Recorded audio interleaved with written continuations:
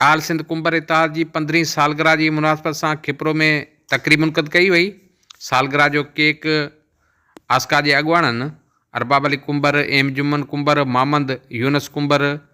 ऐं ॿियनि काटियो। उन मौक़े ते बाक न्यूज़ सां ॻाल्हाईंदे अॻुवाणनि जो चवणु हो त सॼी सिंध जे कुंभार बिरादरी खे अॼु 15वीं सालगिरह जेका आहे आल सिंध कुंभार तरफ़ां जेका आहे उहा मुबारक हुजे। खिपरो तलके में पिणु सांगड़ ज़िले जे नौजवान जेका आहे नंढी तकरीब कोठाई आहे, उन में नौजवान जेके शिरकत कया आहिनि। असां चाहियूं था त सिंध में जेके नंढियूं नंढियूं ज़ातियूं आहिनि, नंढा क़बीला आहिनि, इन्हनि खे पंहिंजे सिस्टम में, पंहिंजे पंहिंजे इलाइक़नि में, पंहिंजे नंढे माहौल में हिकिड़े क़िस्म जा इतिहाद जुड़णु खपनि।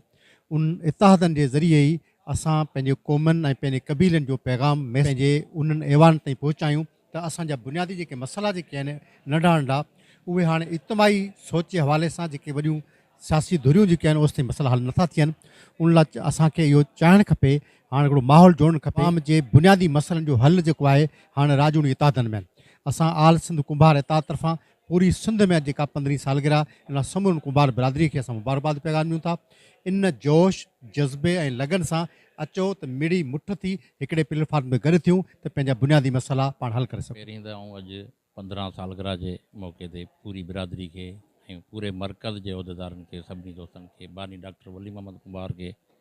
ऐं हाजी बदरुद्दीन आल सिंध कुंभार साहिब जा सिंध जा सदर आहिनि, साबिक़ा चेयरमैन पंहिंजो बुरहानुद्दीन कुंभार साहिब खे, सभिनी खे दिलि जे गहराइनि सां खिपरो जी कुंभार बिरादरी तरफ़ां मुबारकबाद पेश कयूं था सालगिरह जे मौक़े ते। ऐं सभिनी दोस्तनि खे, सभिनी मरकज़ी अॻुवाननि खे चऊं था त महिरबानी करे हाणे जेको आहे सो कम जो वक़्तु अची वियो आहे। नौजवान काफ़ी जेके इतिहाद में अची विया आहिनि, सरगर्म आहिनि, ऐं महिरबानी करे थोरो अॻिते क़दम वधाए ऐं हाणे जेको आहे सो कम खे बिरादरी खे गॾु करे हिकु जॻह ते मुतहद करे हिकु प्लेटफॉर्म ते आणे उन्हनि जा जेके बि मसइला मसाइल आहिनि फ़ौरन हल कया वञनि। हाणे जेको आहे सो इहो नौजवान चाहे थो त असांजा मरकज़ी क़यादत हर हेडक्वार्टर में मीटिंगूं थियनि, गॾिजाणियूं थियनि ऐं इन सिलसिले में महिरबानी। 14 फेबरवरी आल सिंध कुंभर इतिहाद जी 15वीं सालगिरह जो प्रोग्राम रथियलु हुयो, पर जीअं त असांखे अॼु राति असांखे फेसबुक जे ज़रिए ऐं सुबुह जो फ़ोन ज़रिए ख़बर पई त असांजी अमरकोट बिरादरी जो अब्दुल अज़ीज़ कुंभर जो मौजूदु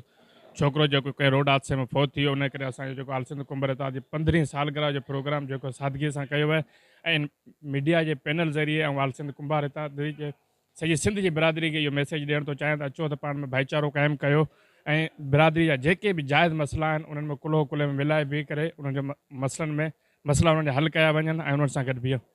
वॾियुनि वॾियुनि कामयाबियुनि लाइ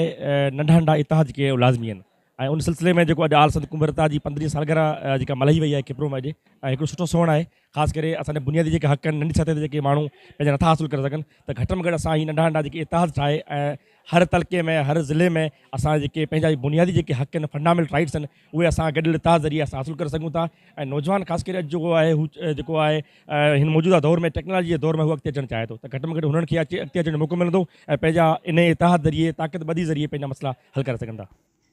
उन मौक़े ते एडवोकेट आसिफ कुंभर, लेखक मासूम मुस्तफ़ा कुंभर, अख्तर कुंभर, मुमताज़ कुंभर, इक़बाल कुंभर, ख़लीफ़ो आकिल कुंभर, इब्राहिम कुंभर ऐं ॿिया पिणु मौजूदु Happy birthday to you. Happy birthday to you. Happy birthday, happy birthday, happy birthday to